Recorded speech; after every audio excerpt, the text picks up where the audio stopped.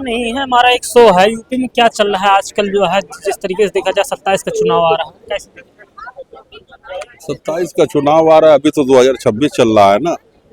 तो 27 माहौल क्या बन रहा है? माहौल अभी क्या बन रहा है? अभी जब चुनाव आएगा तब माहौल बनेगा। चुनाव के समय माहौल बनता है ना। अभी तो जो जिस दल पार्टी का है उसी दल पार्टी की वकालत करेगा, उसी दल पार्टी की बात करेगा।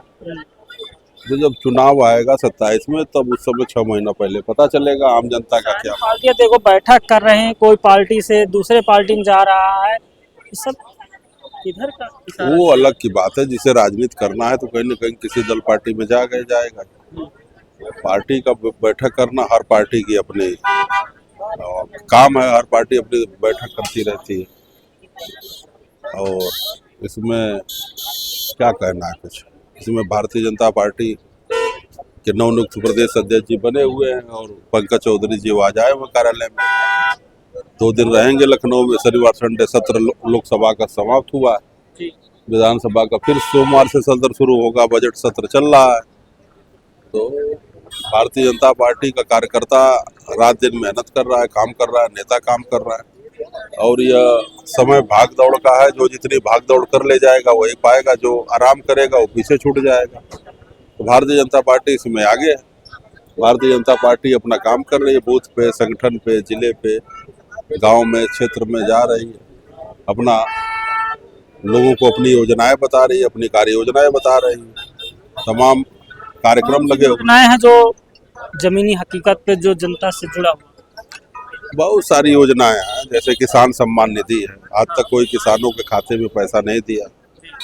आज तक गांव में किसी सरकार ने शौचालय सभी लोगों का बने, इस पर ध्यान नहीं दिया।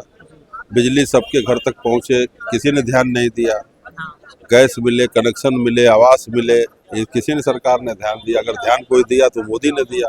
सबको राशन मिले, हर व्यक्ति को, कोई भूखा नहीं रहे। कोई हर व्यक्ति जो है, कोई कुपोषण से, भूखमरी से कोई मरे ना।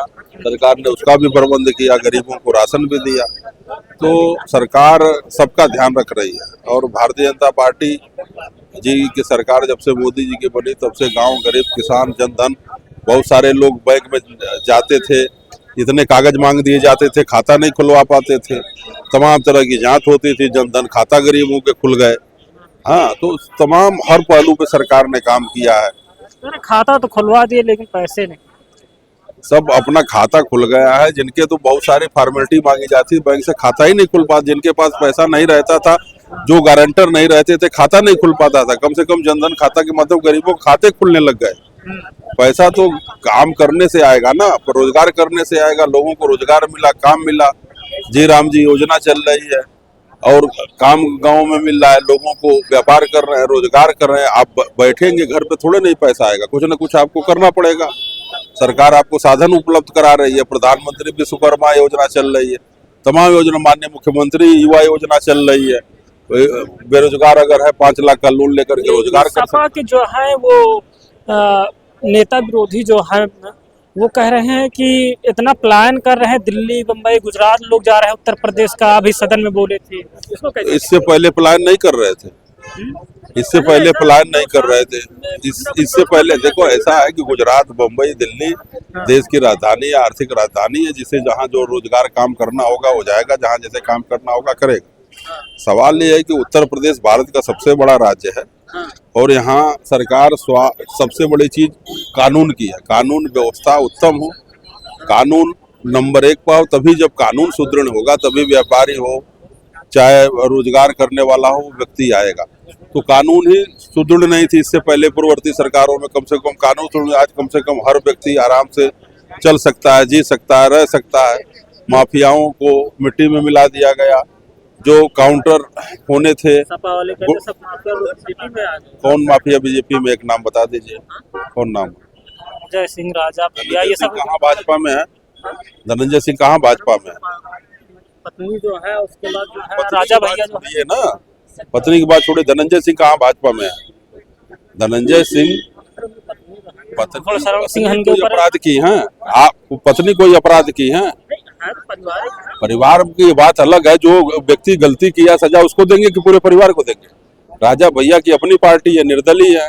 वो अपना दल पार्टी बनाए हुए हैं, अपने दल पार्टी के नेता हैं, लगातार जनता की बदौलत जीत रहे हैं, कई बार से 5-6 बार से विधायक हैं। भारतीय जनता पार्टी कभी अपराध को नहीं पसंद करते, अपराध मुक्त, भ्रष्टाचार मुक्त भारतीय जनता पार्टी का नारा था।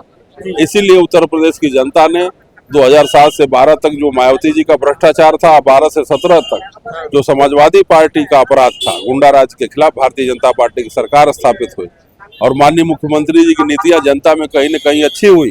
जनता का जन आशीर्वाद बना, विश्वास बढ़ा, फिर 22 में दोबारा माननीय मुख्यमंत्री जी मुख्यमंत्री बने और फिर अगर इसी तरह से कार्य होते रहे और जनता माननीय मुख्यमंत्री जी को जन आशीर्वाद देती रही तो 27 में भी माननीय योगी आदित्यनाथ जी मुख्यमंत्री होंगे। बिल्कुल मारेंगे, इसलिए कि जनता जनार्दन होती है, जनता सर्वोपरि होती है। जनता अगर चाह रही है तो सरकार बनेगी, जनता नहीं चाह रही तो सरकार नहीं बनेगी। सब कुछ जनता के ऊपर होता है, जनता जनार्दन होती है, क्योंकि सर्वोपरि जनता है। जहां जनता जाएगी वहां उसकी सरकार बनेगी। कहीं न कहीं योगी जी की भारतीय जनता पार्टी की टक्कर में सपा भाजपा रहेगी 27। टक्कर उक्कर में नहीं रहेगी। समाजवादी पार्टी के तरफ से चेहरा श्री अखिलेश यादव जी ही रहेंगे और जो उनके यहाँ तो एक न एक रोज बवाल उत्पात होते जा रहा है। एक तरफ पीडीए की लोग बात कर रहे हैं, पीडीए का मतलब कभी कुछ बताएंगे, ये कन्फर्म नहीं है कि पीडीए का फुल फॉर्म क्या है। एक नाम का कई से 4 अर्थ बताने लग जाएंगे। एक तरफ तो पीडीए कहेंगे पिछड़ा दलित अल्पसंख्यक है, फिर कुछ दिन में कह लेंगे पीड़ित दलित दुखी, क्या पता नहीं क्या क्या बताने लग जाएंगे। जब जो पार्टी में उनकी भी फजीयत कराते हैं, जो नहीं है उनके। अब पीडीए अगर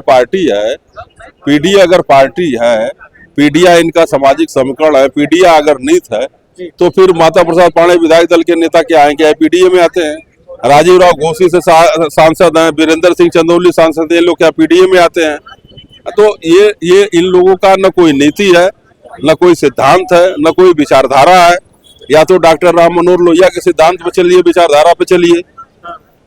डॉक्टर राम मनोहर लोहिया के परिवार में कोई उनके बेटा बेटी परिवार का नाम नहीं जानता था, मर गए लोहिया जी, आज उनका घर मकान वैसे ही खंडर पड़ा हुआ है। और आपने उनके नाम पे बनाई पार्टी में इतने परिवार को, लोगों को राजनीति में उतार दिया। कोई घर में बचा नहीं जो एमपी एमएलए, ब्लॉक प्रमुख, जिला पंचायत अध्यक्ष, सदस्य, सांसद ना हो। तो क्या यही डॉक्टर राम मनोहर लोहिया का सपना था? फिर आपने उसको भी छोड़ करके फिर बाबा साहब अम्बेडकर की बात करने लगे, संविधान आरक्षण की बात करने लगे। संविधान आरक्षण से भी आपका कोई लेना देना नहीं है।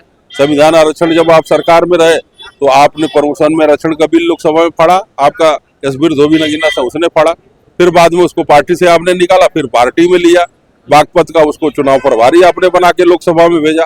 तो आपकी नीति नहीं है ना स्पष्ट कि हम किसके साथ हैं। अभी सदन में श्री माता प्रसाद पांडे नेता प्रतिपक्ष ने वहां जाति सूचक शब्द जो कि चमार नाम ले लिया विधानसभा के अंदर, कर आरक्षण अगर निषाद समाज के लोग ले रहे हैं तो क्या चमार बन रहे हैं? अब बताइए, उनको यही नहीं पता है कि आरक्षण वापस ले लिए, लेकिन एक पढ़े लिखे विद्वान व्यक्ति को जिस नेता विधायक दल का बनाया गया है और नेता प्रतिपक्ष है, विधानसभा के अध्यक्ष रहे हैं, तो इसे पार्टी की फजीयत नहीं कराए। जो समाजवादी पार्टी में अनुसूचित जात के लोग होंगे, पिछड़ी जात के लोग होंगे, क्या उपहास के पात्र नहीं बन गए? तो ऐसे इस तरह से बर बयान देकर के लोग पार्टी का भी नुकसान कराएंगे। माता प्रसाद पांडे के लेने से कितना ब्राह्मण समाज का वोट समाजवादी पार्टी को मिल जाएगा, और जो पीडीए के नाम पे पिछड़ा दलित आया है वो भी भाग जाएगा। एक जाति सूचक शब्द आप नाम ले रहे हैं। आपको इतना पढ़े लिखे व्यक्ति हो, आपको पता नहीं है कि आरक्षण 1950 में भारतीय संविधान जब लागू हुआ, बाबा साहब अम्बेडकर ने सामाजिक और शैक्षिक आधार पर जो पिछड़े थे वो प्रतिनिधित्व दिया।